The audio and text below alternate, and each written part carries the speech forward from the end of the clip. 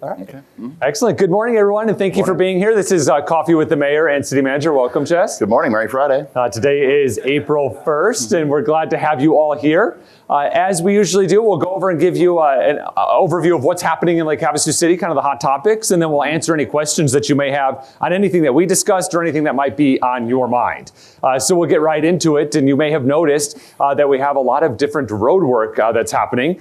Each morning you might be surprised on your commute or where you're going with a different traffic alternative because of the road works that we're doing. I'll talk kind of what we do from a road work perspective, big picture, and then I'll turn it over to Jess and he'll talk about more of the details of what's happening. But big picture perspective, what we'd like to do is hit each of our roadways every 10 years. So about 10% of our roadways we like to do some sort of a treatment to each year. Whether that's a fog seal, a chip seal, a mill and fill, which is a complete repave like we did in the McCulloch downtown region recently. But every 10 years, we like to hit that street. Last year, we were able to do about 16%, so we were ahead of our goal.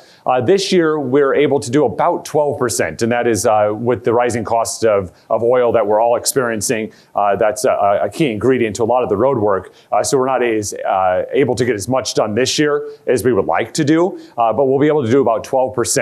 Over the last 2 or 3 years, we've been changing some of our philosophy. Before, we primarily just used chip seal, which I know I've explained before. I was so against chip seal before I became mayor, but now I kind of like chip seal because we're able to do an effective roadway in a really affordable way. So we're able to get more roadway done and our dollar stretches further, and it really is a key ingredient, or a key way to do infrastructure and really maintain it. But we've been exploring some other things like fog seals and slurry seals and some of the other things that we've been able to work in, especially in those cul-de-sac areas where when you lay down that tar in the rock and you have those radius of like the garbage truck or a fire engine turning in that radius, it tears up the road on that chip seal. So we've been able to use new treatments there and other places. So with that, I'll turn over to Jess to kind of talk about what we're doing this year's program and some of that new technology or new stuff we're trying. So yeah, thank you, Mary. You kind of hit the point, and it all kind of comes down to making sure we have something with our road system that's structurally sound. We want to touch it once every 10 years to make sure we're maintaining the integrity of the roadway. And this year we're continuing the chip seal program. And the last couple of years we've introduced the fog seal. And the fog seal is basically looks probably from the motorist perspective, it just looks like a black spray paint that goes on the road. You get a nice black road that helps seal the roadway and then preserve the life of the road.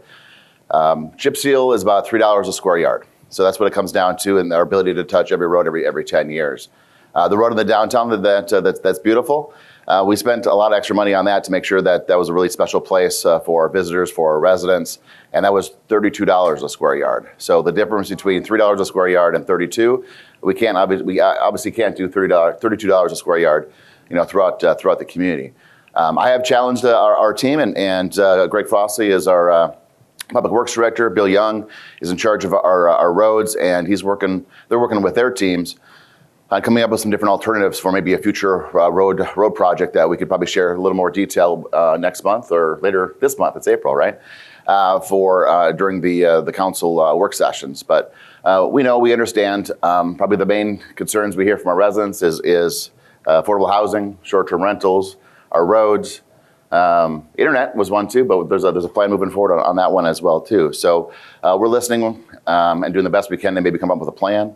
But right now it's just vitally important that the base of what we do as a city is maintain the integrity of our roads and ensure that they don't go into disrepair. You look at other communities and they get to that point, you have to tear out that road and start over. You're talking about $100 a square yard, and that's to that point it's obscene. So we have to keep ahead of all these things. And when the city was initially incorporated back in the 70s, we had initial sewer infrastructure that was put in the city, mostly in the residential estates and in some of the Smoke Tree, Swanson corridors had the original sewer infrastructure.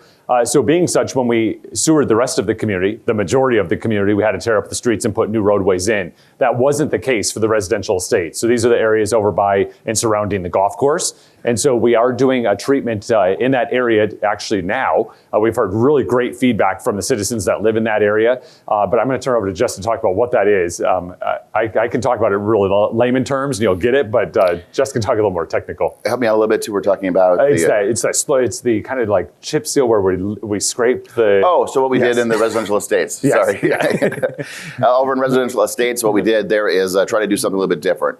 For so long, you can only put chip seal on top of chip seal on top of chip seal. And then when you try to do a cut for maybe like a new water line into or lateral into a house, the cuts don't come clean. You can see that we can't do chip seal on top of chip seal forever. So one of the things we're experimenting with, and it's working out pretty well, is we would just go and we do a mill. So we remove a couple inches of the chip seal and then come back with the overlay on top of that. So so chip seal we've been doing chip seal in Havasu for decades. Mm-hmm. And so at a certain point, you got to kind of take a look at some other options that are out there, but they have to fit within our budget. We have to be financially or fiscally conservative with the dollars that we have. Our HERF fund, which is we have a fund separate from all the other funds that's just for our roads, our right-of-ways, that pays for our trucks, our equipment, our loaders, our all the resources it takes to maintain the roads, and then also the construction of our roads. And that the HERF fund is about $5.7 million.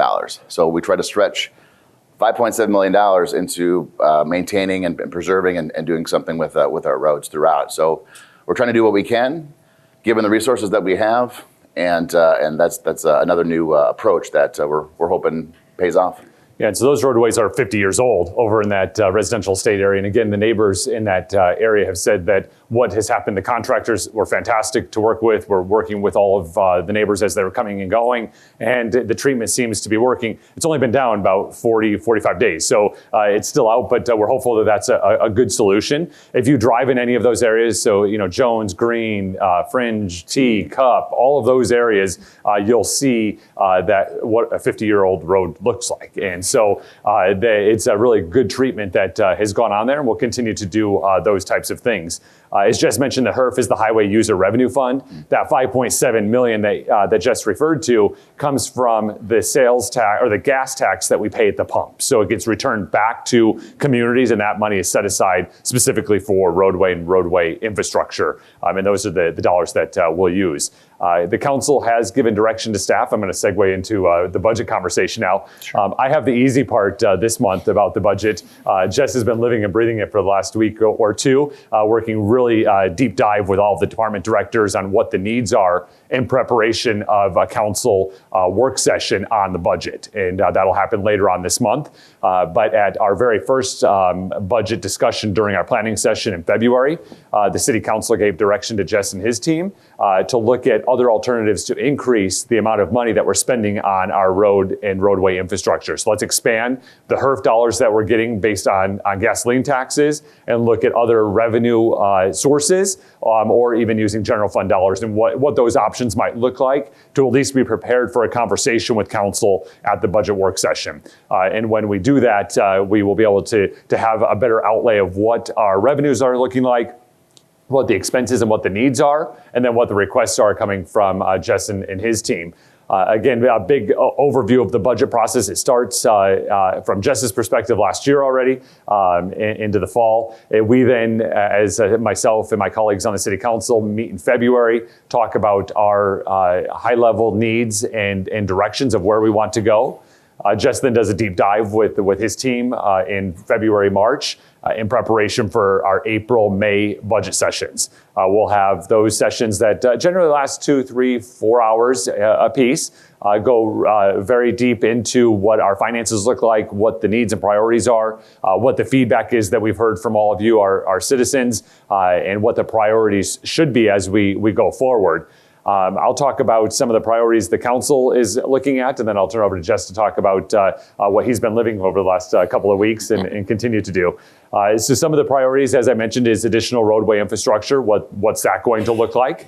The other is water and wastewater infrastructure to ensure that our infrastructure is solid and secure, and that our citizens always have access to those infrastructures. You may have read a feature in today's newspaper just across the lake. So our neighbors are having some very serious infrastructure challenges with their water system, and to the tune that their residents haven't had water for 10 days. we'll ensure that doesn't happen in Lake Havasu City. It costs money to manage our infrastructure, but that is a priority that this council has set. In fact, this year, we're excited to bring on a secondary fresh water supply source. So not additional water. Our water allocation remains the same, just another opportunity, another way to be able to get that water. So we won't have just one well or one area. We'll actually have redundancy in that system. And then finally, at the direction of council, is to increase our code enforcement opportunities and expand what that looks like by way of staffing resources, and then taking a look at code to ensure that current practices mirror the code. And if there's anything that we can adjust in the code to better serve our citizens and what their needs and requests are from us. So that was what was discussed at the planning session in February with the council. We'll have additional discussions at our budget work sessions, and I'll turn over to you, Jess, to talk about the details of what you've been living. The crux of what we try to do at the city is the expectation that our residents take us for granted as a city service, right? So the roads will always be there, the water will always be there, be able to flush the toilet. You hit 911, you're going to have a police or a fire response. Our parks are going to be in great condition. And we have great customer service coming from the city team to our residents. So that is always our top priority in terms of what we're looking at there.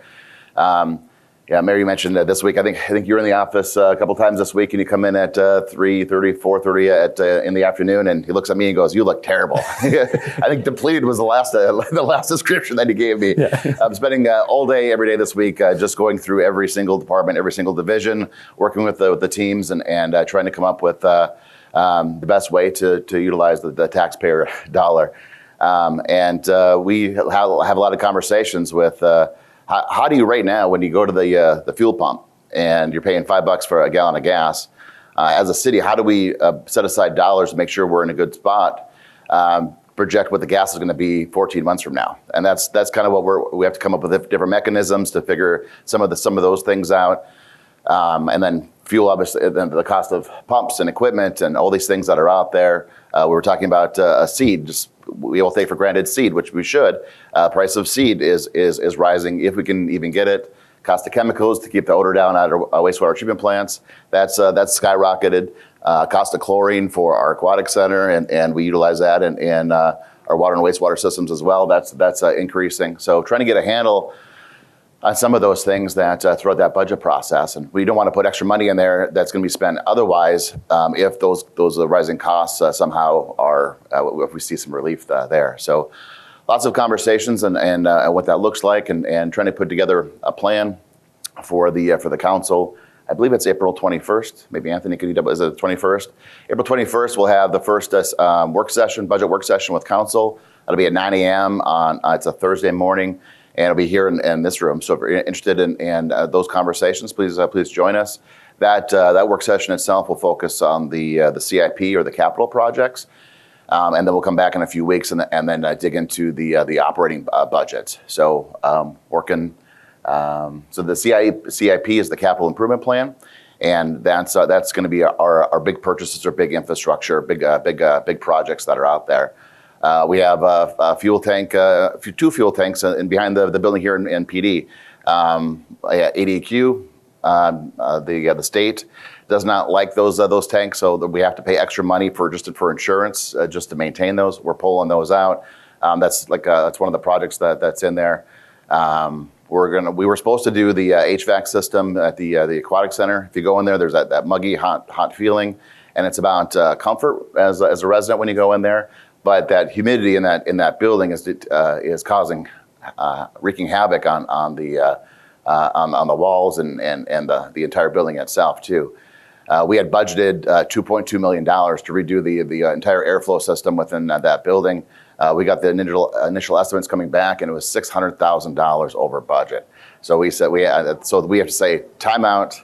We'll hit pause on this project. We'll reintroduce it into next budget year and see what we can do to figure that one out. But lots of conversations this last week on the services we provide, on our employees. We have some issues with attraction and retention of employees, just like everybody else in Havasu is dealing with, just like every other city in Arizona and across the country is dealing with. So trying to make sure that we're better and smarter about how we attract our employees and what we do to keep that energy level high and keep providing that service. So lots of conversations this week for sure. And then, that April 21st meeting, we'll put a few things into the air for council consideration. Yeah. Yeah. So in Arizona, by statute, we have to provide a balanced budget. So we have to have revenues that meet expenses, and we can't do it any other way. You might see things on the national news that it's not like that in every level of government, but it is at the local level, and we ensure that we have a balanced budget and still meet the needs of and priorities of our citizens. However, there's also a law that we cannot spend the money if we don't have it budgeted. And so if it's not budgeted, like Jess mentioned, some of these inflationary things that all of our citizens are feeling too, with the costs increasing at the grocery store, at the pump, services that you use on a regular basis, the city is feeling that too. And how do we ensure that we have enough money in that budget so that we can spend it to ensure we have it? It's not an option not to put gasoline in our fire engines or in our police cars. It's just not an option. So we have to do that. And how do we ensure that we meet those needs going forward? And that's what Jess has been doing all week long. And we'll continue over the next several weeks as they prepare for our April 21st budget work session. Again, the capital improvement plan. If you can't make it here in this room at 9 a.m., turn on Channel 4 or also go to our city website and it'll be streamed live and also archived for you to look back if you can't actually watch it live that day. And if I can too, this is every year I say the same thing, but this is the window of opportunity for our residents to really engage the city staff, city council, the mayor on what are our priorities for the city. This is where the plan is being developed and how the funds are going to be spent from July 1st of this year through June 30th of the following year. So we need to hear from you.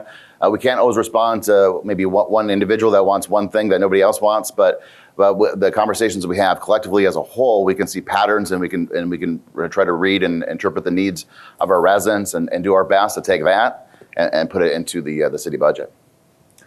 We'll segue now into our legislative session. We had mentioned last few times that we've met that the legislative session in Arizona starts in January. We have been going through, we're now at the phase of the legislative session that no new bills will be introduced unless they use a mechanism through a striker, which is complicated. We'll talk about that in a second, but unless they use some other mechanism. But most all the committee stuff is finished unless it's appropriation-based stuff. So now they're just working through what those bills are. I had mentioned that 90% of our focus during the legislative session is playing defense, making sure that bad law or bad bills are not introduced that are going to impact the citizens of Lake Havasu City or the citizens of Arizona. We've done a fairly good job this year of that. We also started the legislative session real bullish about a short-term rental bill. I was real excited about it. And we were going to finally get something done. We looked at doing a different approach. What had been done at the state level for the last 4 years prior to this year hasn't worked and has not been successful. And all that has occurred is more proliferation,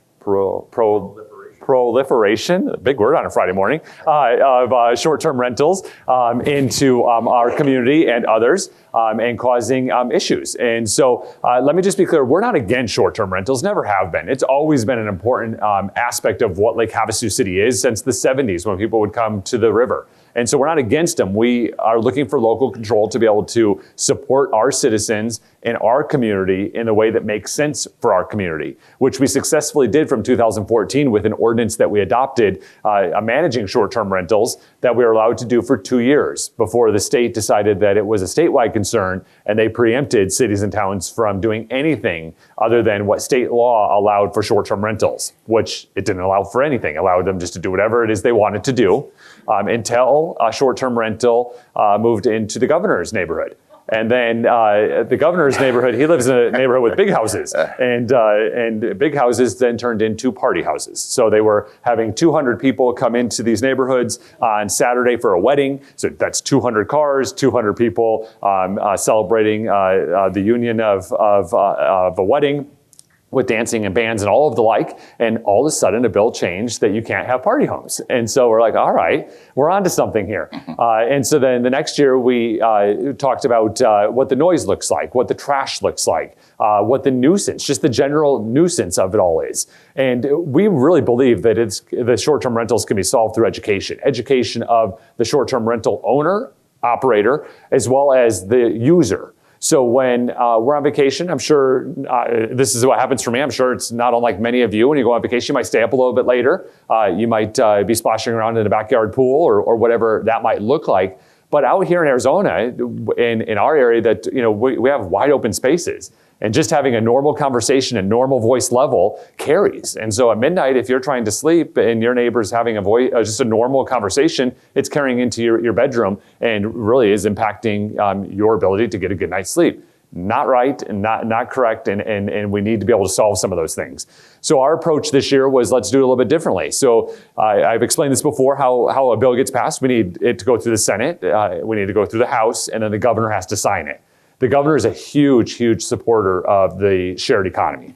And so much so that he says that the shared economy is to Arizona as oil is to Texas. So just to give you a perspective of the shared economy viewpoint of the governor.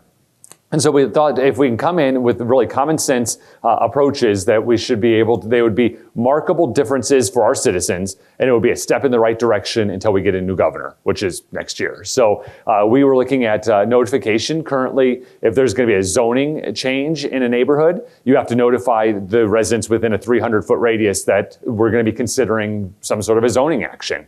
We said, let's put that into place. If you're going to be a short-term rental operator, let's notify people within a 300-foot radius that this is going to be a short-term rental, and this is the 24-hour contact should there be an issue.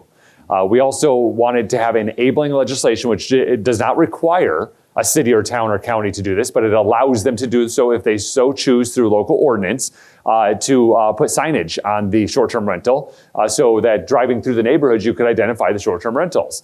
That allows you the ability as you're going through to say, hey, I want to live in this neighborhood or not. It also allows you to see the sign and get the phone number and call somebody if there was an issue. And if I can too, just a little modest. We're not talking about a big billboard or whatever else too, but a small 8.5 by 11, a piece of paper that would maybe be on the close to the front door. Some of our residents want billboards and flashing beacons, but we were talking about just something that was out there to get the information into the hands of the neighbors. Yeah, these signs that are, you might see them like in Big Bear or places that you've gone and rented places at the lake, or the Jersey Shore comes to mind. I mean, there's a lot of places that have done short-term rentals forever and ever and ever, and it's just worked because they allowed local control to manage how the situation was. And so we were real bullish that we were going to get this through. Like, why wouldn't we get that through? That seems like it's common sense. Yeah, until it gets to the legislature. And so I am not as bullish anymore. I think something will come to be. There are some cities and towns that want to limit the stock of them, how many short-term rentals can be there. They're having some conversations about that right now. They continue to talk to the industry, and it irritates me to no end. So it's the short-term rental industry is what they call themselves.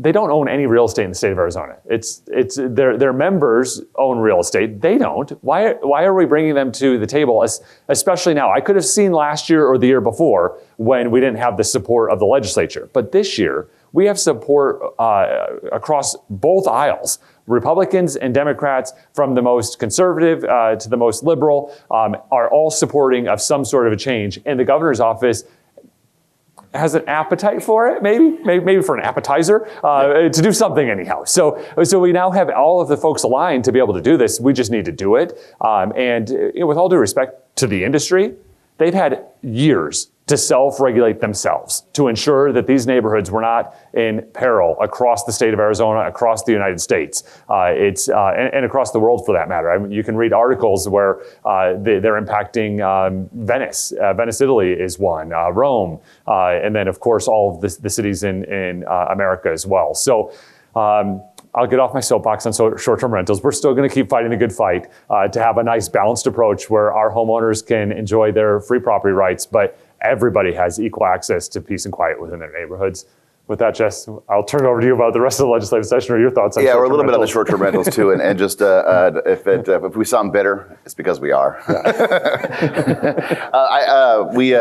And again, special thanks to Representative Leah Biasucci. He picked up the ball and advanced a bill forward. I talked about the modest signage, the notification for 300 feet.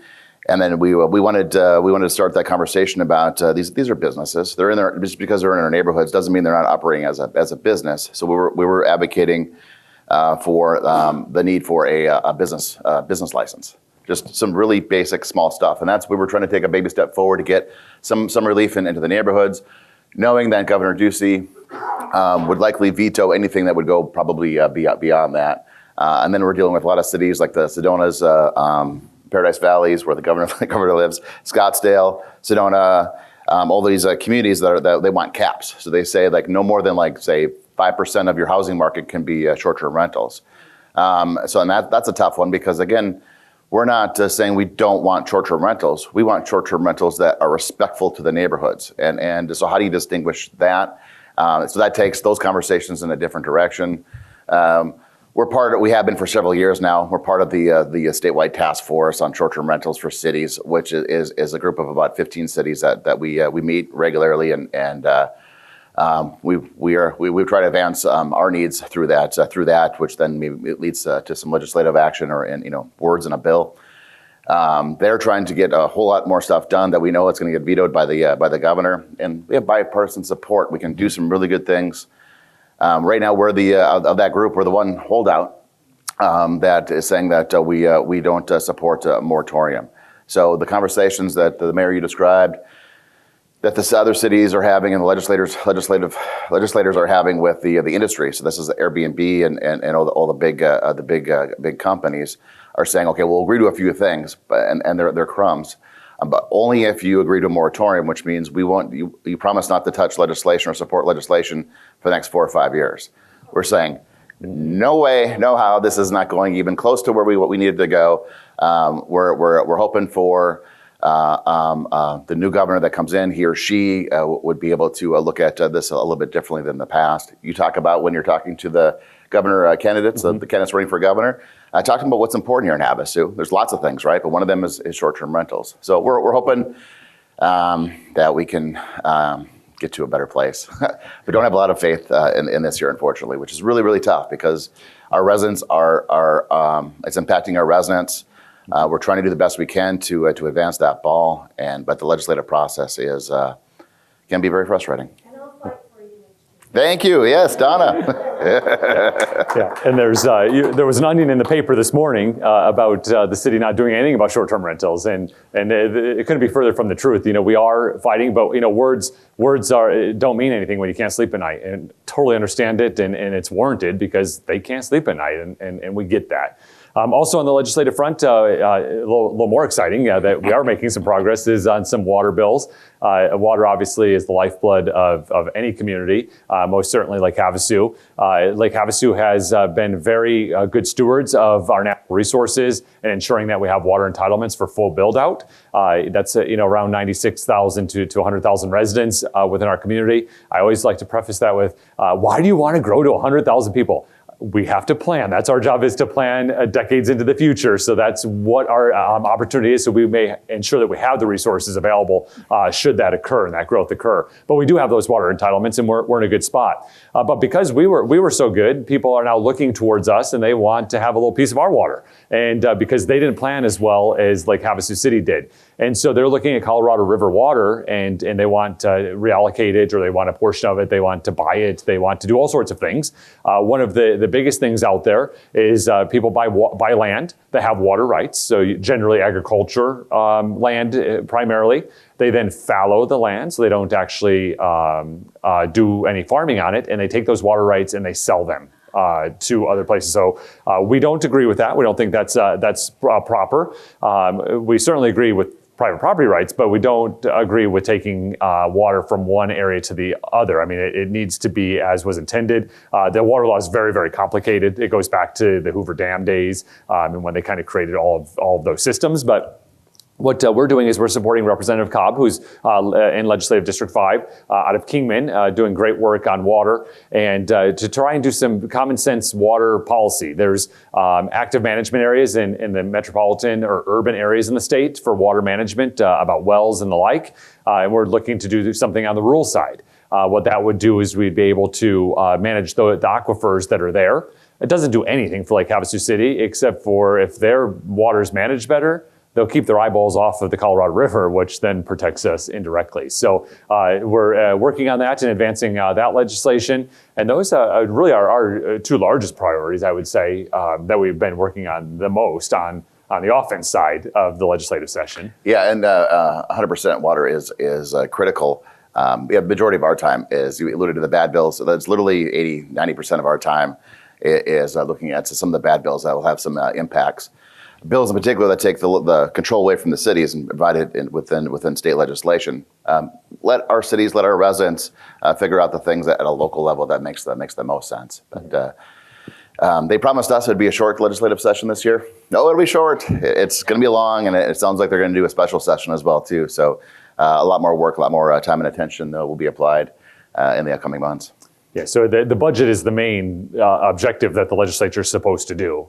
And they haven't really started that yet. So it's going to be a bit. So we would expect probably June before it's over. And as Jess said, I've actually heard maybe two special sessions potentially. Yeah. So we'll see how that goes. So they would create and open two special focus areas on these special sessions within the current session that's occurring now. So it starts to get a bit complicated on how and what that looks like. But I also had a call this week with Senator Sinema.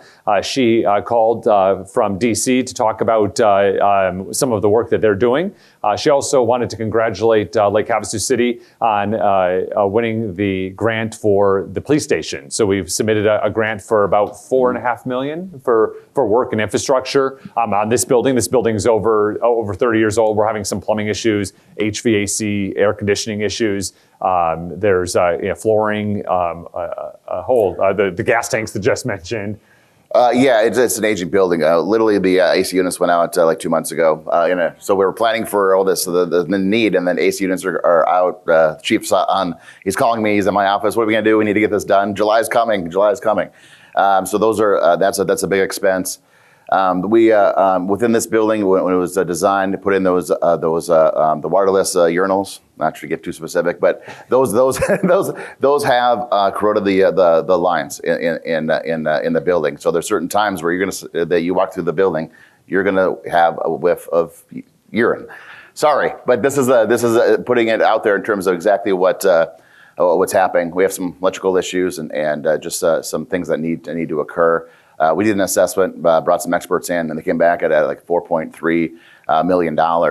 So 1.7 from Senator Kelly's office is a godsend. So we're fortunate to have that, and there might be some other more opportunities out there for us to acquire some funds that allow us to finish off the project. But we need to put our officers, all the professionals within the police department in a good spot. We want them concerned about our residents and keeping the community safe, not about AC and plumbing issues and things like that. Yeah, we also talked about from a federal level water as well. So what can we do from a water perspective? Senator Sinema and Senator Kelly have co-sponsored legislation at the federal level to help CRIT, the Colorado River Indian Tribe.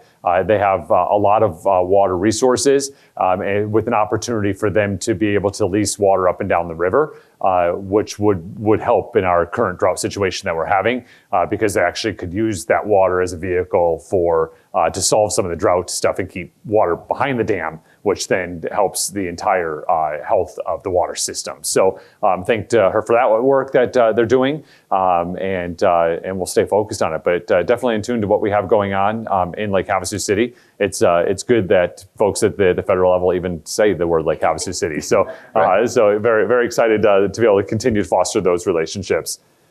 Since we last met, we had a conversation about the ARPA dollars, which is the American Rescue Plan dollars.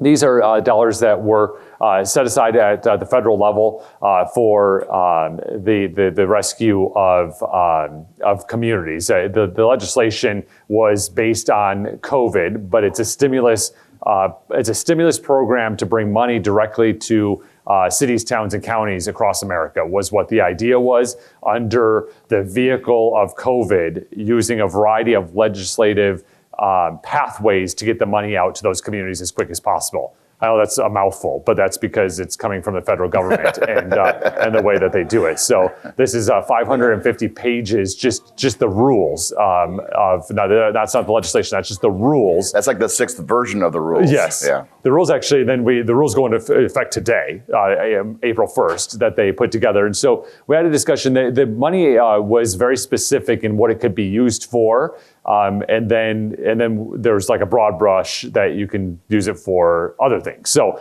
I'll go over a little bit of what the big picture was. It could be used for infrastructure, mostly water and wastewater infrastructure was primarily, but other infrastructure, transportation, social service type opportunities.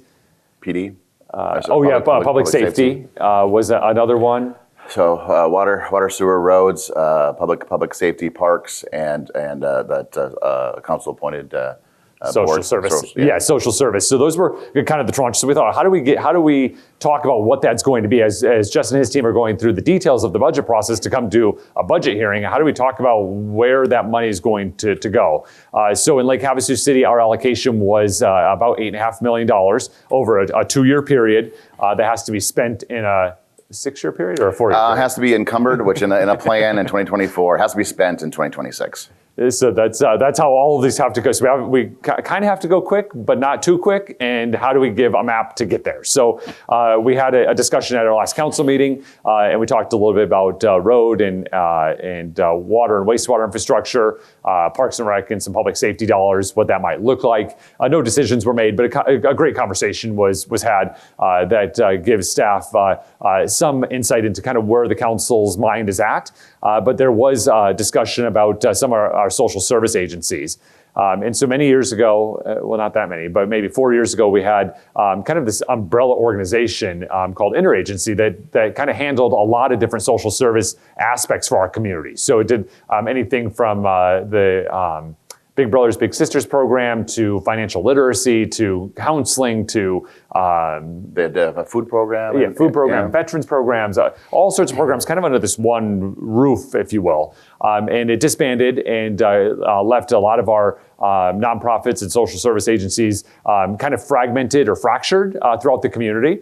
And so when I became mayor in 2018, we started the Community Resource Coalition, where we brought together over 100 different organizations that provide social service activities. So this is from the faith-based, economic development, transportation, social service agencies together, just in a room to talk about what it is they do and what it is that they offer to our community.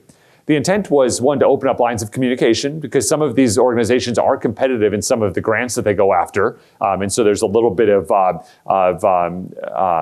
competition or competitiveness that kind of keeps them on different sides of the room.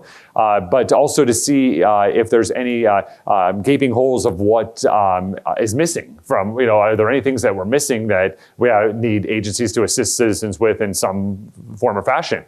And so what's happened in those meetings, it's been pretty remarkable, is that conversations are started and partnerships have come together, collaborations have ensued, and they're doing some great work for our citizens. However, there still is some needs, and through this legislation of the ARPA dollars, social services is one of the key tranches as they use of funding. And so we wanted to see how we could assist those areas. And so council did give direction to Justin and his team to come back with a resolution to create the Community Resource Coalition Board. It'll be a board that will be for a specific area, where we'll fund over a 2-year period up to $1 million in grants to local social service agencies that are providing, it was child care, adult senior care, senior care, housing, food programs, homelessness, behavioral health was one of those. and transportation maybe was on there. And so they'll come back, staff will come back to a future council meeting with that resolution. That resolution then will be the official direction that we're going to create that board. Then if citizens that are interested in serving on that board, they will be appointed by council. So we're looking for 5 citizens and 2 alternates, so 7 people total. That's similar to the makeup of our planning and zoning confines. So we're trying to find current vehicles that we use. We'll use our existing process where we'll interview applicants and make a recommendation to council for the appointments of those 7 members for the citizen board. The citizen board will then meet and put together an application and review process.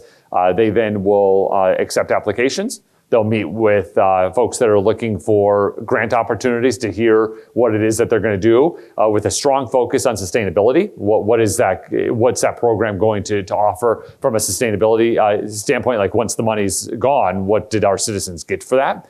And then they'll make recommendations to council for final approval. So that whole process will take some time, but probably through in the next 12 months. But it just depends really on how many applicants and how the process goes and all of those pieces. But that was the discussion we had at council last meeting. And yeah, last meeting, and then so the kind of the starting point, and then all these things will be massaged in terms of numbers, conversations with council, citizen input was $3.5 million for water and sewer infrastructure, and it's something that again that's vitally important.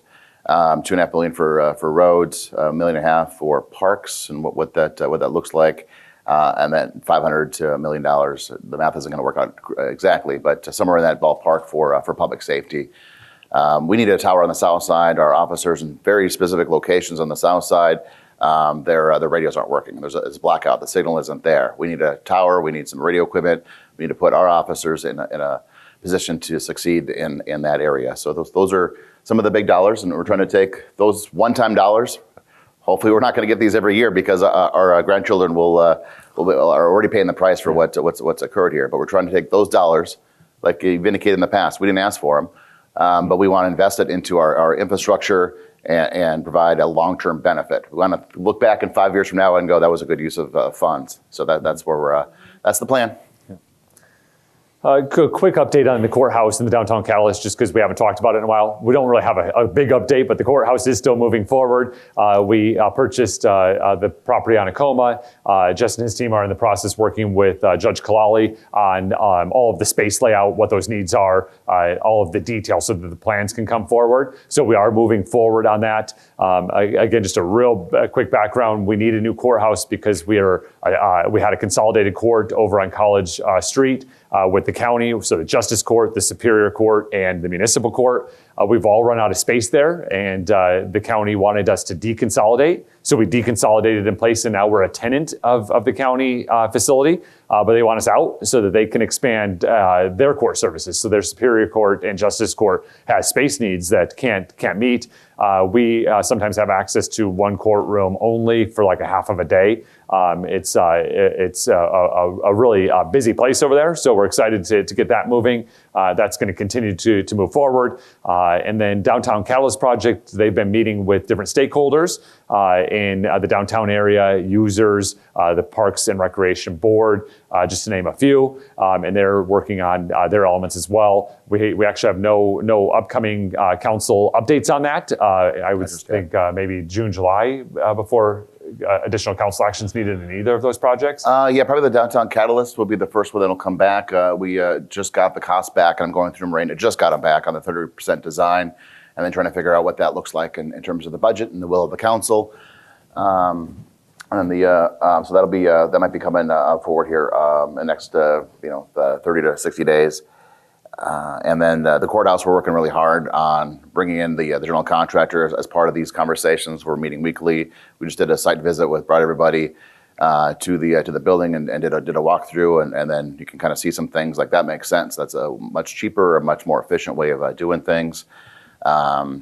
When you design a courthouse using an existing building, it's really important that you have the court staff, you got the judge, you got the public, you got inmates, and that flow of traffic is really, really critical, so that they're not we're not bumping into the wrong person. Cost of materials, anybody doing a construction project or building anything, it has seen a stark increase. We're doing our best to try again, the common theme is be fiscally conservative with the dollars. But at the end, we want a product that's going to work where either as residents, we provide services to those that are doing good things too, right? Orders of protection, and the different records that they're compiled there, and then doing the work that's so vitally important to keep our community safe and protected, including all of our treatment courts that are tied to that courthouse. So trying to plan accordingly so we can function in the long term in a positive way. Riviera, we haven't had an update there as well, but Riviera is moving along. This is the neighborhood heading to the south area of the community off of Highway 95. There is a traffic signal there, but you can't turn right or left onto the road because it's blockaded, or blockade, has a blockade? Blocked. Yeah, has blocks in the way. And so those will be removed shortly. There is building going out. There's a lot of earth that's being moved out in that area. There is vertical buildings going on as well. And at the end of the road is going to be the new park area. That's going to be a launch facility, boat docks in phase 1. Phase 2 will have, I think a marina store actually is going to be in phase 1 as well. Yeah. And then in phase 2 would be a restaurant and some additional amenities, and that will be available for our citizens. But they are hosting the Chamber Mixer in April. So if you have an interest to get out there, they are hosting the Chamber Mixer on April 14th, which is a Thursday. There is a fee to go to a Chamber Mixer, and I don't know what that fee is. If you're a member, it's one amount, and if you're not a member, it's another amount. But there is a Chamber Mixer going on out there, and their goal is to open up in the spring sometime. So for the summer boating season. So hopefully soon we'll be open, and you'll be able to get out there. In the meantime, there's construction that's occurring. There's homes that are being built, and when those homes are completed, the residents are going to want access to their home, right? So that's also pushing that timeline in terms of opening our generating the stoplight, putting it into working condition, get rid of the blocks. Mm-hmm. Yeah. You're welcome. I saved you from having to say that. Yeah, all in that area too. So yeah, some movements occurring for sure. Yeah. And then a couple other quick updates before we open it up for questions is we talked a little bit last month about the airport runway. There's actually a lot of different projects going on at the airport right now. So they're redoing the taxiways. They're doing, actually in our upcoming council meeting, there'll be some discussion about there's a taxiway, there's a runway with all the asphalt, and in between those, there's a lot of grass and dirt and dust. When a helicopter or a plane goes through there and kicks up all that dust, that can wreak havoc on the airplanes, the helicopters, the crews that are out there. So we're doing a project to pull some of that out and put it in some large rock and other things to mitigate get rid of the small rock and the dust in that area too. So. Yeah, so the airport is a real economic driver for Lake Havasu, and it's also a real big need for all of us, and we don't even know it. But our mail, FedEx, certain medications, certain medical practices actually fly in on a regular basis to provide medical services. The doctors and the medical staff, transplants, all of those types of things occur at that airport. So if the airport was not able to operate, we would eventually feel it. And we do need to close down the airport for several weeks to redo the runway. The airport moved out there from McCulloch's original airport on the island over 30 years ago. And that asphalt is deteriorating to a point that we had to do an emergency repair. Actually, I think this last week or the week before, we had to put that slurry seal down. Yeah, about 2 weeks ago, yeah. We had to put a slurry seal down just to hold in what's there. And of course, asphalt, I learned this, so I'll share it with you, and you might see how naive I am. Asphalt at an airport is different than asphalt on a street. It's much thicker, and when the airplane hits it, it has different needs than what a car has. I learned because I thought, well, why can't we just look how quick we did McCulloch? Let's do that over at the airport. I was quickly schooled that that's not an option for us. So, but we have to close that down for repaving. So they're going to mill and fill, basically take the asphalt out of the runway and put it back in. The airport's been working with stakeholders out there for in several community outreach meetings that are actually aviation enthusiasts or have an airplane or have a need out there or have some sort of function out there to get their feedback. And I think the feedback that they've brought together along with ADOT and the FAA has brought together a pretty reasonable resolution. We can look at what Scottsdale did just this last year. They were closed down for about 60 days on their project.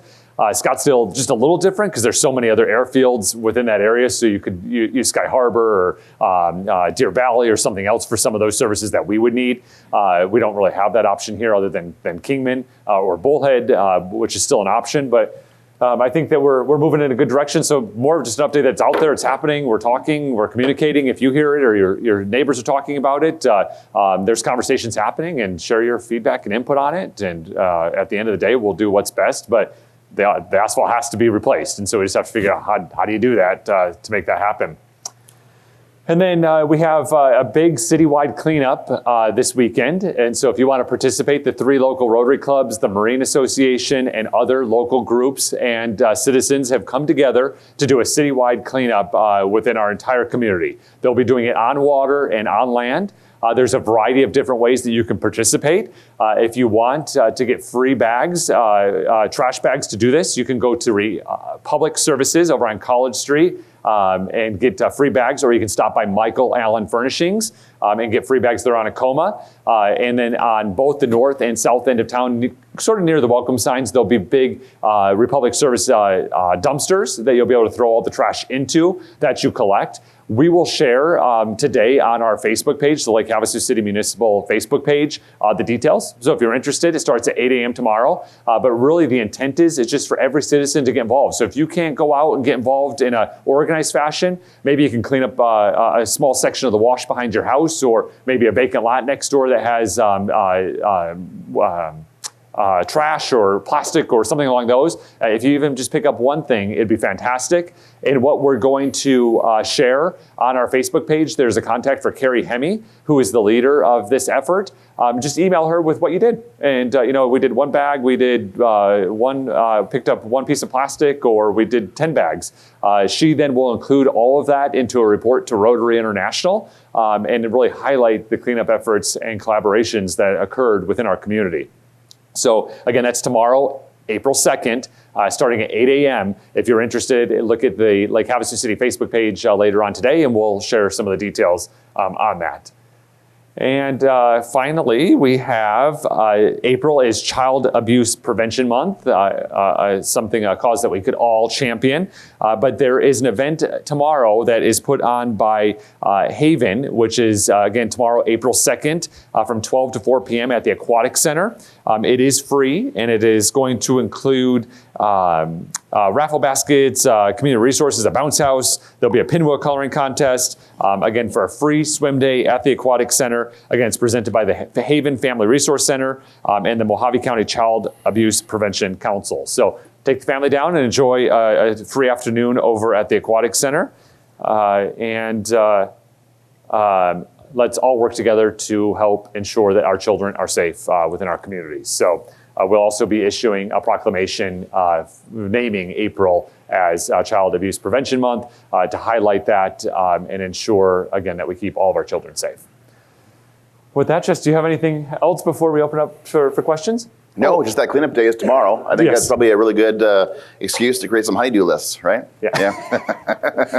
Before we get into questions, I just want to introduce some of my colleagues that are with us this morning as well. So we have Vice Mayor Jim Dolan's with us. Thank you for being here. Vice Mayor. Councilmember David Lane, thank you for being here.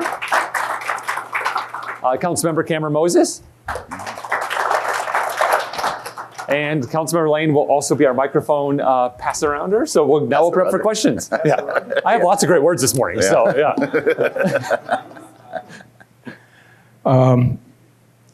I'm wondering, how do you overcome the greed of the megalopolises for our water to actually prevent them from just doing what they've been doing?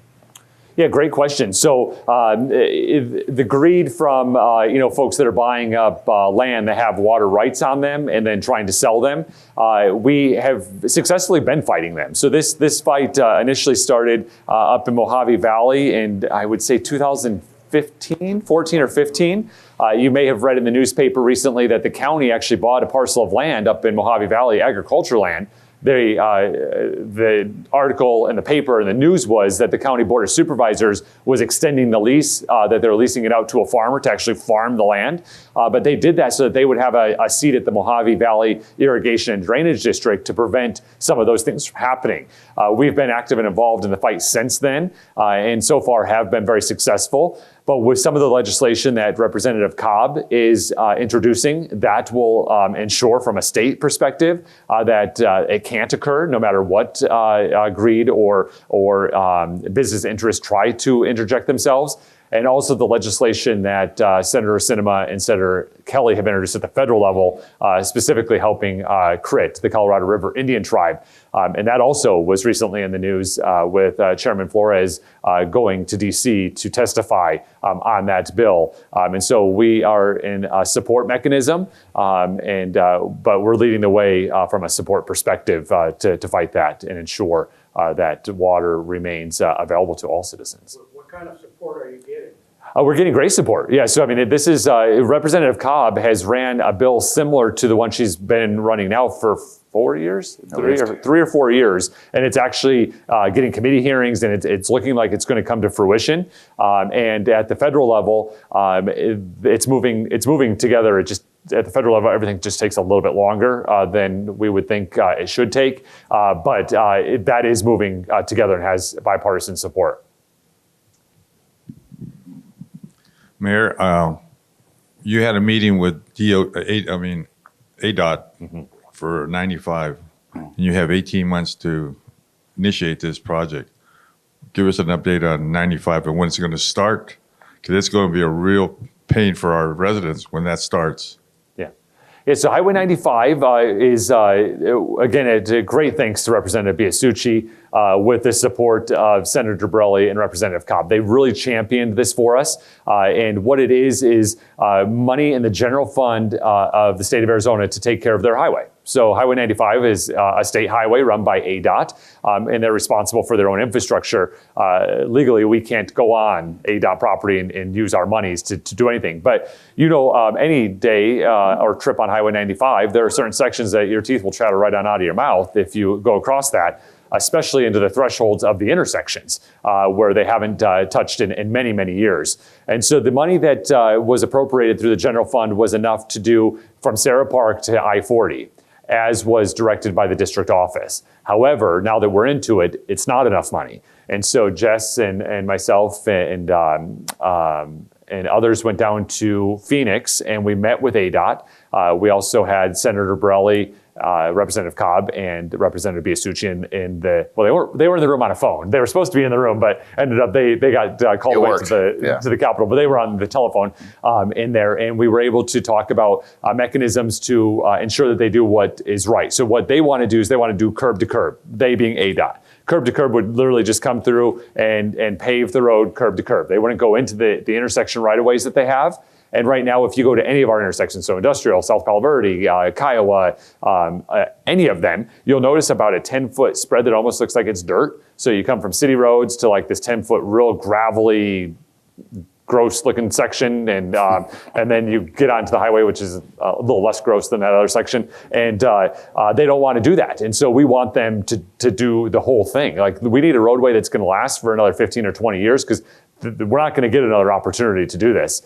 There's a mechanism that Representative Cobb believes she has. She's the appropriations chair, so basically controls the checkbook to get some additional funding for that. So once we identify what that is, we'll be able to get the project started. Now, Jess and his team have been working with ADOT on what the timeline looks like, when we're going to start. So if you have additional updates. Yeah, I mean, so when Representative Biasucci advanced that bill, $27 million, I think it was, for a 95. That was from Sarah Park all the way up to I-40, and we thought this is great. We popped the champagne. We thought this is fantastic. There was no road improvements for Highway 95 in the capital budget. I started looking at that about 4 years ago. I flipped through and trying to find where 95 is on the radar for ADOT. It wasn't anywhere on the radar for ADOT, and that road's crumbling. What are we going to do? Well, we need to circumvent the budget process, and Representative Biasucci did just that. So we were pretty pleased with that. And then they handed it off to the ADOT staff, and they start looking at it, and they come back with a plan that was just gross. They weren't going to touch our roads to the degree they needed to be touched. They're going to leave sections out, and they're trying to spread that money from Sarah Park to I-40, and to a lesser degree that wasn't going to work. So we went down, had a conversation, and the direction that ADOT was given by Cobb and Biasucci was start at Sarah Park, do it right, and continue north until the funds run out. Havasu, our boundary on 95, that's where all the traffic is at. That's where all the eyes are on it. That's where we need to go. And then in the meantime, Representative Cobb is working with the delegation on maybe some additional dollars to finish out that project up to I-40. But yeah, when we first got news of what the scope was going to be and what they were planning to use that money for, we said, whoa, this is not going to work. Since that conversation, we used to have weekly meetings on Monday with ADOT. They've stopped for the last 2 weeks as they're trying to figure the next steps out. And it came across my calendar sometime this week that we're back on for next week. So we'll be eager to see what their plan is and how they're going to spend that money.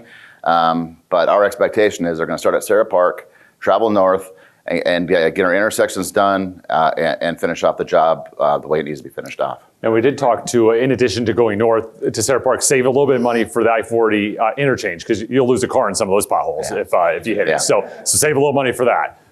But then, are they going to start one section going northbound or southbound? I mean, they're going to do both sides of the road and not just do it like some of the things that's happened in this city.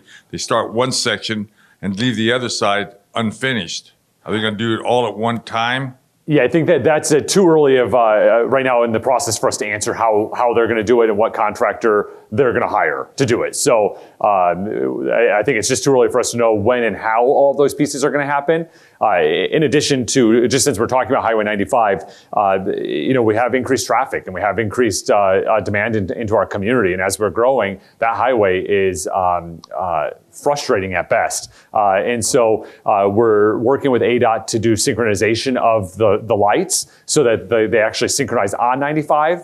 But we're also going to go a step further beyond just the synchronization of the lights on 95 is synchronized with our intersection. So when you're turning left off of Highway 95 onto Mesquite, ensure that that's synchronized with the Lake Havasu Avenue Mesquite light so that people can properly traverse across there and get through that intersection without making a left and then backing up, and then you're stopped on a hill. And that would be at all of our intersections. That would help in our main artery to get the traffic to move through. And hopefully that would be less frustration that people are feeling and they would slow down in our neighborhood. So what happens is they get all of that frustration, they get through and they're like, open it up wide. Now they're going 45 and a 25 and impacting our neighborhoods. Let's just slow down, be patient, follow the rules of the road. But if we can help with some technology, which we're working on, that's also a long process. I don't know if you have a time frame of when that synchronization might happen. Oh, we're working in coordination. So ADOT went back to the drawing board to redo a new scope. So that's the point of the project we're at right now. You mentioned the 18 months and the concern with the budget. Where everyone's aware of that, and we have a target date. It doesn't have to be completed by within the 2 years of the original bill, and 18 months or roughly from now. But there's got to be some key components or key activities that need to be completed to ensure those funds are there for completion. So that it'll be a big deal. And you talked about the construction phase. Slow down. Let's feel good about the fact that we got some money and 95 is going to be repaired. And maybe remember that little sense of energy and good feeling when construction is going on, because we'll get through it. That's always kind of the wave within the city as we identify projects, the runway at the airport, all these things they need to happen. It's just very painful for that for the couple months of construction that takes place. No. They need to go back to the drawing board, Dave, and look at the scope. We need to make sure they're doing it right. And then just one other tidbit, just state level bureaucracy, in particular ADOT. So on these weekly calls that we get invited to, I think it's myself and Mr. Kozlowski and Greg Frozzi, our city engineer. That's the three folks that sit on that call from the city side. But there's like 25 people on that call. They have one person at ADOT that's in charge of something just so specialized on that project. And they go, we got to work through all those things, and we're trying to say, let's go. What are we waiting for? Let's go. But there's a lot of levels of bureaucracy at ADOT. Hi, Cal. Hi. I have a question. I don't know if I missed it or not, but when and how would an interested citizen apply for that coalition board? Yeah, so the Resource Coalition Board that we talked about will have the resolution become before council. If it is successfully passed, that process will then go to the city clerk's office. You'll make an application like you do for any of our boards, committees, or commissions. The city clerk will take your application, they'll facilitate the flow, get you scheduled for an interview, and then once the interview occurs, a recommendation will be made to council for appointment. So stay tuned for more information on that, but you would go through our normal boards, committee, commission process to apply for that position. Thank you. Good morning. Good morning. It's very nice to see you guys. I appreciate everyone here. And just so in case you haven't been told today, each one of you is a miracle. Waking up is a miracle. So I hope you're grateful for that today. First, I have one question, but a couple of side comments. One, they have no roads to divert traffic if they close down the whole highway. So I would hate to have to be traveling up Lake Havasu Avenue if they closed the whole highway just to repave it. For the budgeting, I really, really, really hope that you guys allocate for summer of fun for the kids of Lake Havasu, and just like for families of multiple children who can't afford to send their kids to the aquatic center, that you would give them some major discount so that the kids in Lake Havasu can have major fun all summer for their summer vacation. Two, I've noticed that every time I've come to the Coffee with the Mayor meeting, there's never a recycle can just for the plastic bottles that we have for our water bottles. So if I drink my water and need to throw it away, I have to put it into your trash can, not a recycle can. Your handicap door button still sometimes forgets to get turned on for those who have a disability and have a hard time opening and closing a door. And then my question actually is water. Everybody keeps talking about our water issues, and then they look at, well, you just said that you have planned growth for the city to be at 100,000 people. Then our citizens are questioning, like, where are you getting the water from for that? And how do you actually plan in your water resources for 100,000 people just in Lake Havasu City? But then you have all the other surrounding areas also that they probably plan for a couple 100,000 people, and you have to readjust. And how do you plan for readjustments? Yeah, thank you for the question. So as I mentioned earlier, the water law is very, very technical. It goes back to when the dams system was built. There's entitlements of water by acre feet, and Lake Havasu City has approximately 28,000 acre feet of water that's allocated to our community. We're currently using about 13,000 acre feet for about, let's call it 60,000 residents. So you can see just based on that, we have water entitlements for the full build out of what our community looks like. Lake Havasu City's sole source of water is Colorado River water. There's other sources of water for other areas of the state, groundwater basins and the like. But the majority of Arizona and the Southwest, for that matter, is using Colorado River water allocation to the tune of about 34 million users that are in there. So it's a 7 basin states on the Colorado River basin system. Colorado, Utah, Wyoming, New Mexico, You know more than I do. Nevada, Yeah. Arizona, and California are the states kind of along that system. And so we do have the water entitlements, and there are other communities that are looking for more water because they don't have the water entitlements, which means that they cannot build anymore. So they can't build because they don't have the proof of water for that development. That's not a situation like Havasu City finds itself in. So at times, and that's because of great planning and great leadership in the past and through today to ensure that we have those water protections for us. So I have heard the argument from citizens that say, you know, there's a drought going on, we don't have enough water, quit building. And so that's a reasonable flow of events that you can think through. Like, okay, it's drought, we only have so much natural resources, why are we building? Let's stop doing that. That is one, a sure way to ensure that the future of our community goes away. We would not be sustainable for generations to come if we do not continue to have forward progress based on the general plan in which our voters have adopted. So, you know, this growth plan that we talk about is done every 10 years through about an 18-month process of citizen engagement and then voted on by the council and ratified by the voters called the general plan. And so if we quit building, all that's doing is the additional water savings that we would incur for Lake Havasu City flows down the river, and those users down there grow. And so Phoenix and the suburbs grow at a faster pace, and then we dry up, if that makes sense. So, yeah, please. Yeah, and that's important because we talk about it, and I guess we don't stop and kind of maybe talk it through like you are right now. We have 28, almost 29,000 acre feet is our allocation. That means on paper, we have the Havasu and our residents, we have a legal right to 28,000 acre feet of usage every year. We use about 13. So that other 15, 16,000 acre feet of water that we're not using flows down and it gets utilized by others that don't necessarily have the allocation, but it's extra water. I mean, it's so that it gets used through the system. So if we're not using it, it goes down there. We actually had. No, the volume of that much water, I mean, it gets pushed down and gets used. Mm-hmm. Then the argument comes back from Queen Creek or other big cities that are downriver. Is like, well, if you guys aren't using it, then we want your allocation. So then they want to take that away from us. We had a water expert that in casual conversation said something to us as a city.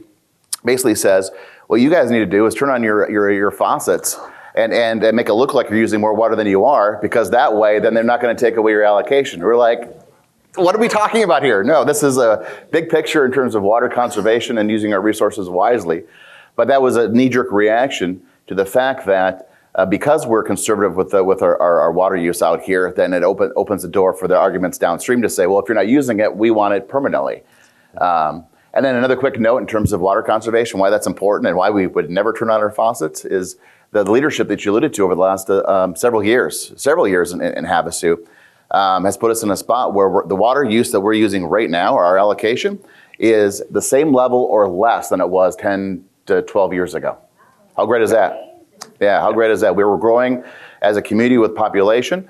We're using less water through the landscape and more energy or water efficient appliances and those types of things are happening. Yeah, so I know the ones that are causing issues here at the PD, right? But at the same time, that's important. So our residents have done a really good job with water conservation, and so that's important. But there's some caveats there, because if we just stop building, Phoenix will continue to build and take all the water from us. And the state of Arizona actually is using less water today than it was in the 1950s. So the whole state has been doing a really good job. We need the other states to do something very similar. And the entitlements we keep talking about, we paid for them. So they weren't given to us. Millions and millions of dollars. We paid for them, so they're ours. So it's, these other users that are saying, oh, because you're not using it, let us use it. It's something that we as taxpayers paid for. It's ours, and we planned, and they could have done the same thing. He'll get to you in just a moment. He sees it. Yes. Good morning, Mayor. Jess. Good morning. The Oh Say Can You See exhibit has left City Hall and has traveled now to the views on Swanson. But we did try to capture the amount of visitors who came to City Hall to preview the exhibit. And we now know we had over 200 visitors. And if we count City Hall employees and those visitors who we did not capture, we're close to 250 visitors. So we thank you very much for that. Thank you for the opportunity, Mojave Military Museum. Thank you so much. That was wonderful. Yeah, it was a great exhibit that the Mojave Military Museum put in City Hall, and the leadership of Mojave Military Museum is using local military memorabilia and showcasing it throughout our community. Now it's at the Views located on Swanson. Is that for public? It's open and free to the public as well for the entire month of April. And you're accepting donations. You're also accepting any type of military memorabilia that's out there that people don't know what to do with it. Let's put it in a museum type of format and share it. Good morning. There's been some recent discussion, and I understand there has been some funds allocated from the state about another access to the island. Can you elaborate on that? Sure. Yeah. So Representative Biasucci, which is based in Lake Havasu City, for the last 2 years actually, has tried to get some state allocations for having a second bridge to the island. The London Bridge is fine and safe, and it's going to stay there. A second bridge to the island. We have secured the land entitlements on both sides of where that bridge would go. So we own fee simple the land on the island side, and then we have right-of-way agreement with state parks on the mainland side. What that's looking like is we're not getting a whole lot of support from the state on that bridge. The cost of the bridge right now, we're using an estimate that we're getting from our friends up north in Bullhead City. They're putting in, Clark County actually is putting in a bridge from the Anderson Field House across the Colorado River into Clark County, Nevada, to the tune of $50 million for just a basic concrete bridge. So it's a really expensive piece of infrastructure. But I believe there is some language going through for a study and documents. Do you know the status of where that's at? I think the concept there from Leo, and we're spilling the beans, but Representative Biasucci is that I think he's going to have that conversation in the budget process. Okay. If the legislator ever gets there. Yeah. So but then at that point would be so the bill for the funding of a second bridge that's not advancing. Didn't advance last year and it's not advancing this year. But I think the concept then is some state funds would be allocated for a needs analysis, maybe possibly the first steps to a design. I think it's going to be important to get the drawings out there from a conceptual perspective on what that second bridge would look like. What kind of views would it block? What would the channel look like? How would the traffic flow be changed that's out there? What you're talking about would go right by Kingsview and that Hampton area. So if you add a bunch of traffic back in that area, and what would it look like with a bridge from that perspective?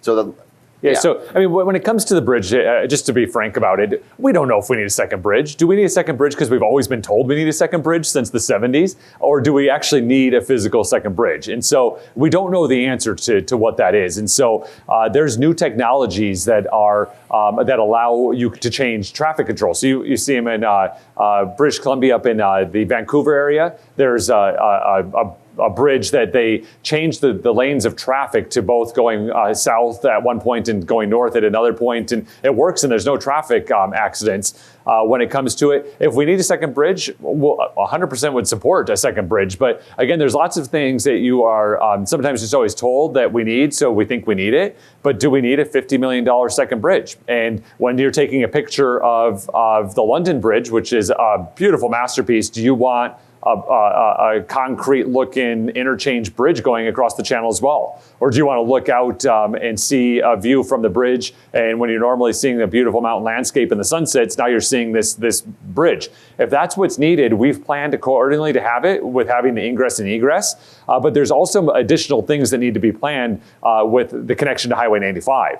So if we have a second bridge going in through the state park system, certainly it does not make sense that you would turn right onto London Bridge Road at In-N-Out and make that really weird S-curve with a boat or a trailer, an RV or anything, and then make a left onto this bridge that now goes up and over.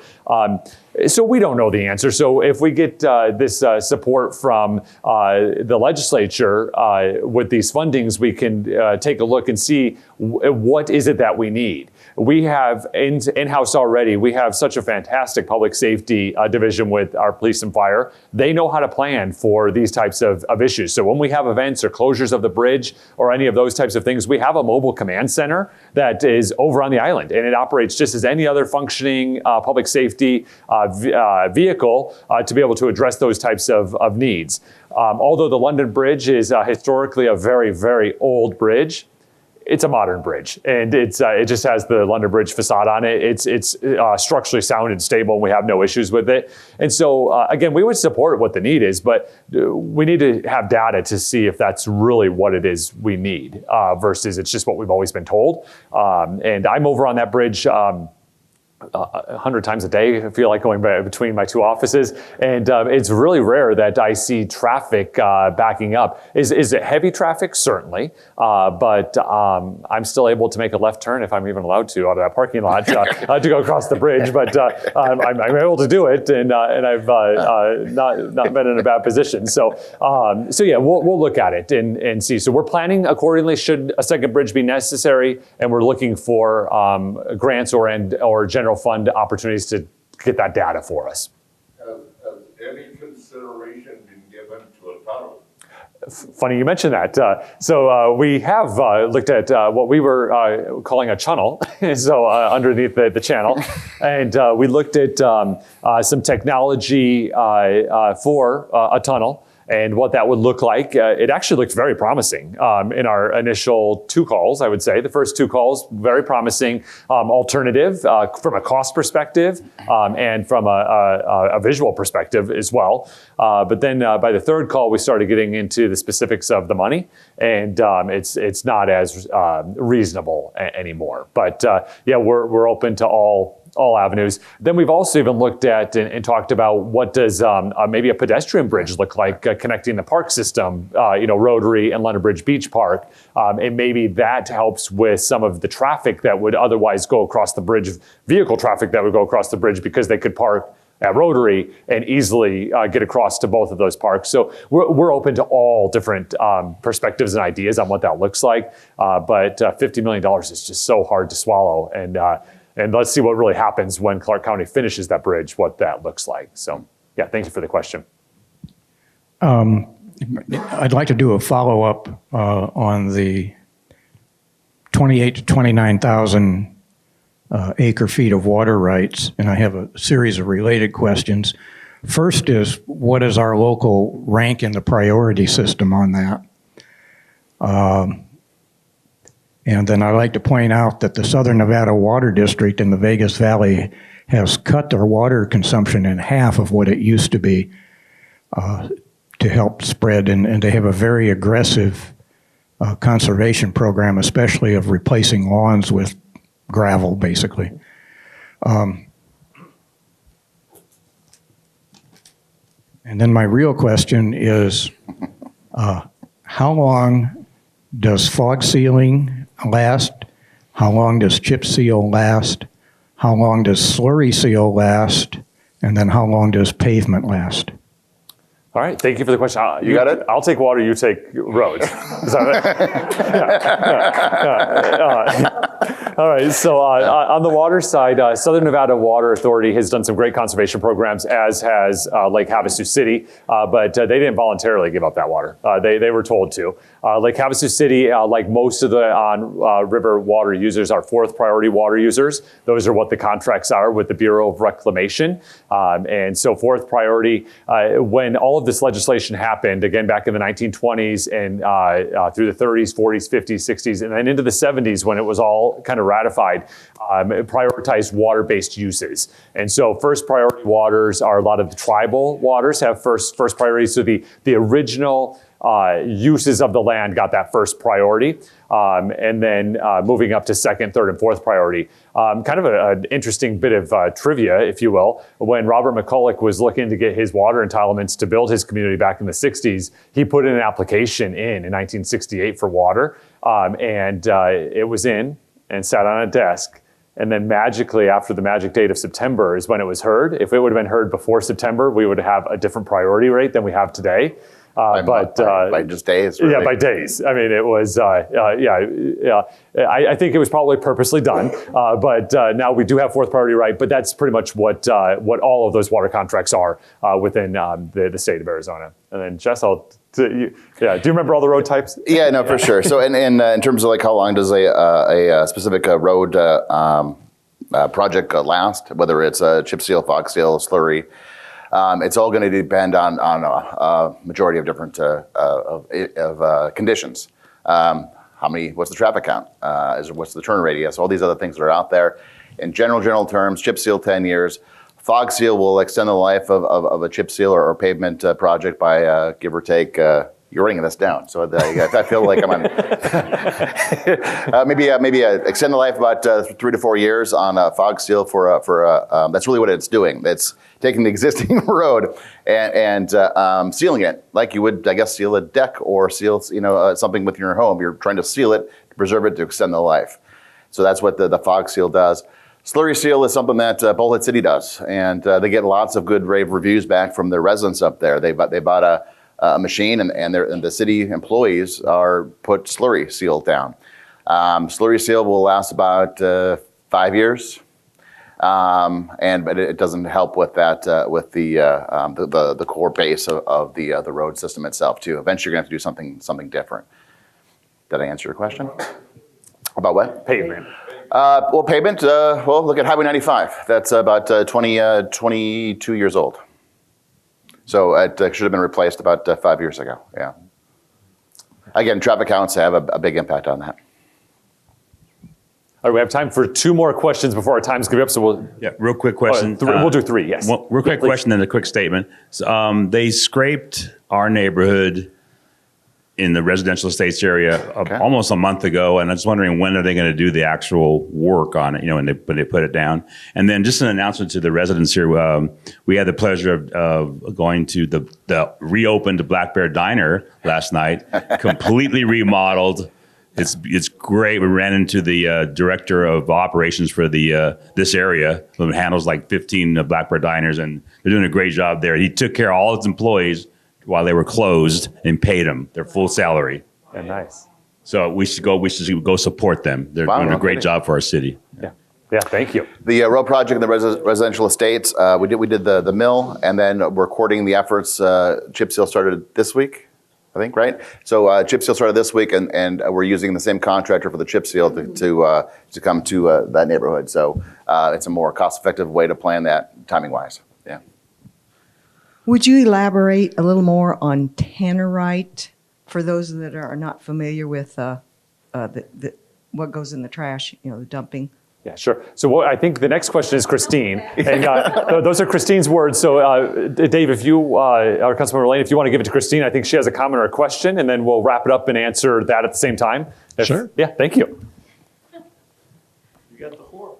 Whoa, I like that. Okay, well, you can see I believe in education, and these signs up here are very important to our community. First of all, you guys are outstanding. I mean, I can't believe all they have in their head. You don't have what is it the president uses? Teleprompter. So you guys are awesome, no just awesome. I have a solution instead of a second bridge. Balboa Island in California has used, a watercraft to take a ferry system. Yeah, and you know what? That could be a great opportunity for an entrepreneur. Okay, and it's great for kids to get across, with their bikes and hiking, and puppies to get across. And so to me, a ferry system sounds like a lot of fun. Give you a different point of view of going to the island, rather than looking at headlights in front of you, so let's think about that. It might be a great opportunity for minds. Anyway, tannerite. Bless you. Tannerite is an exploding target. So it used to be a shooter would have his target, and he'd shoot, and then he'd go up and see, gee, did I get in the center or the outer, of the target? Well, now they don't have to do that because they buy exploding targets, 1 pound, 5 pound, 10 pound, 20 pounds. They can buy up to 40 pounds and blow up an old Bronco out there. And it's very serious. First of all, it's a fire hazard.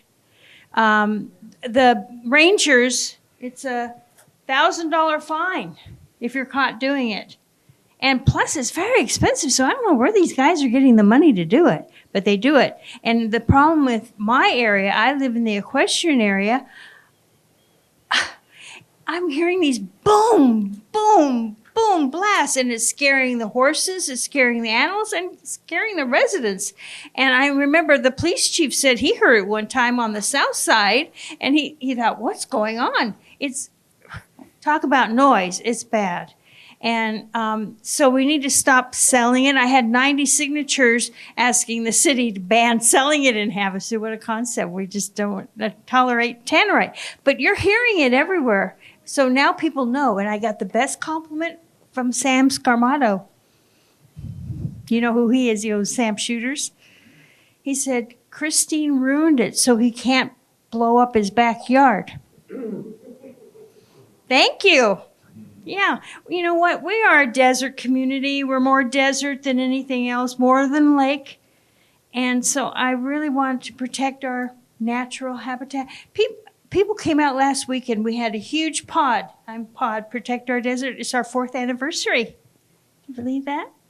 And we had filled a dumpster. We had 21 tires. We had mattresses, sofas. We pulled out a huge old truck that had been out there, all shot up. So it's really, I think they're deplorables that go out there. Christine, you're doing really good things, and I think the message that you want to get across to everybody is be respectful, right? With the trash out in the desert, if you're going to go shooting, if you're going to go hit a exploding target, get out there where it's not going to impact the people that live out there, and clean up after yourself. Real quick. Mm-hmm. Thank you. How you doing, Mayor Cal? For everybody that does not know me, my name is Andy. I'm with the Department of Veterans Affairs. I have a financial question for you as the city. You were talking about your grant of $1 million for social services and all these aspects, right? Where Hastings was, and it's closed down now, in Los Angeles, where I came from, the VA, the federal government, was buying these places downtown Los Angeles where Skid Row is, right? And rehabbing them and leasing that land to the county and the city. So the county and the city were paying for it, but the VA was getting credit for it. Is that something that you can look into, as turning that into a temporary homeless shelter or some sort of, social services like that, and charging the county and the state, but you guys would be paying for it up front, but charging them, 5-10% above that to keep the costs ongoing? Yeah, thank you for your question. So we have to be real quick because we're just up against a calendar time for the folks watching at home for the slots that are available on TV. But there is, Hastings is not vacant. It looks vacant, but there's a leaseholder on it that is Robbie Gordon. Robbie Gordon, thank you. Is from NASCAR Hall of Fame, has Speed UTV, which is going to be a new off-road vehicle sales center. He's manufactured that vehicle. He's just having some supply chain issues with chips and the like, but he's been paying leasehold on it. He has that facility, and it will open up as a sales center in the near future. Once all that comes together, we do work with our partners at the VA and our social service agencies throughout our community, and we'll continue to do that and ensure that all of our citizens' needs are met. Another point to Christine's real quick, bulky pickup. If you have anything at your house that needs to be picked up and you want to take it somewhere, it's so much work to throw in the back of your truck and sneak out to the desert and drop it there. Just call Republic Services, 928-855-9441. It's free. 928-855-9441. It's free. You get six pickups per year. You're already paying for it through your trash bill. So utilize that. So call and get it out of there. So again, thank you for the opportunity to be here this morning with you all. Thank you for being here. Thank you, Jess, and have a great day.